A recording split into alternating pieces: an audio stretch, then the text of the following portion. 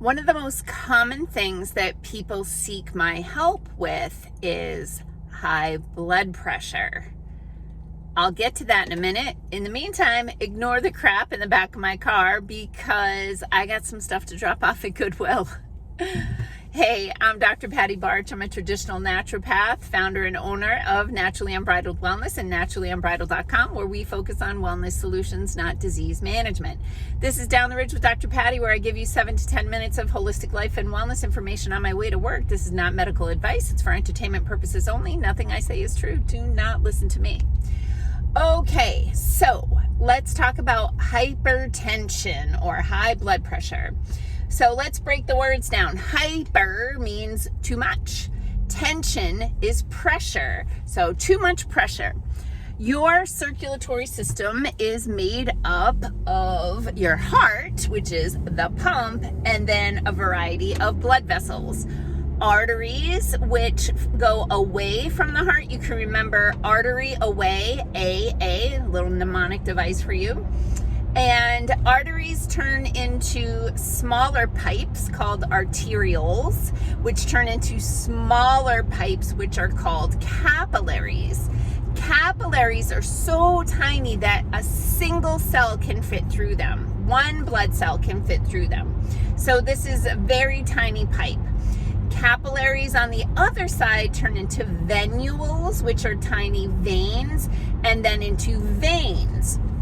Veins, because they're so far from the pump, the heart, have backflow valves in them. They're literally valves in your veins to keep the blood from going backwards when in between heartbeats when you lose pressure. So I know when I was a kid, I would play with the veins in my hand and just push the blood out and then hold it, and it wouldn't fill back up because of where the valve was. This is why I knew I belonged in science. So our hypertension means too much pressure, typically in the arteries. So look how big, geez Louise. I think that was a bobolink though. That was cool. So too much pressure in the arteries, and there's a variety of reasons why this can happen.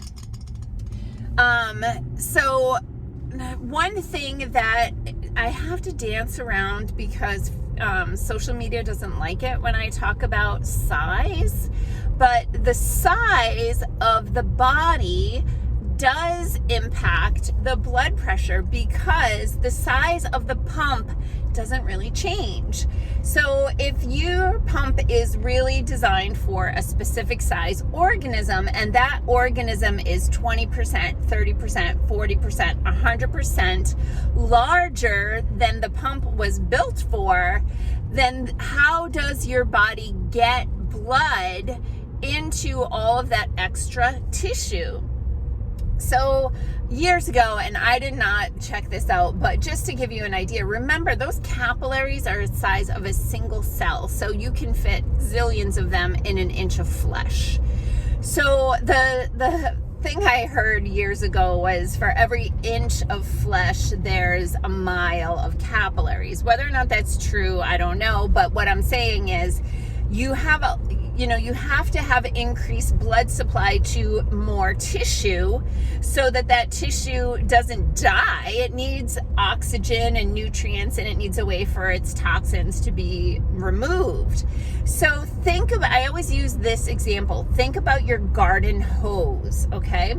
So you're out watering plants in the garden, and you've gone pretty far from the house, and you're at the end of your garden hose because that hose was built for the perimeter of your garden, but you've got now more plants that are 20 or 30 feet from the end of the hose, and you've got to get water to them.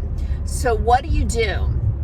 You put your thumb on the hose to create more pressure so that it can squirt farther to get to that tissue, meaning the plants in the yard. So, hello, farmer on a tractor. So if you want to reduce your blood pressure, don't have so many plants that far from the house, right? Don't have so much tissue that far from the pump, from the heart. So you can interpret what I mean by that. Decreasing the amount of tissue in the body means there's less of a need to have the pressure turned up to get blood to those tissues. Now, years ago, I had a very sweet client who was probably pushing maybe around 400 pounds.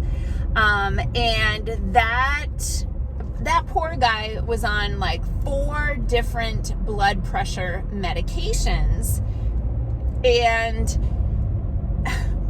still had high blood pressure, because man, your body wants to survive and it knows it needs to get blood to your brain.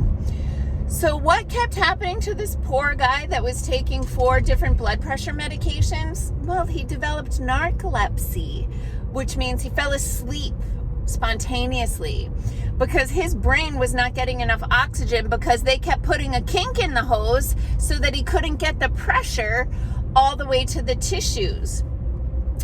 And I told him, I'm like, you need high blood pressure. Now, that being said, there is there's a risk factor with high blood pressure in that the arteries are not built necessarily for that amount of pressure. And you know how sometimes in your hose you might get a little pinhole and it like will leak out there. You can rupture blood vessel, you can have a stroke, like that sort of stuff. So high blood pressure needs to be taken seriously for sure. But I said to this guy, I'm like, they are trying to get your blood pressure into a normal range, but you are not a normal size person. You're like double or triple size person.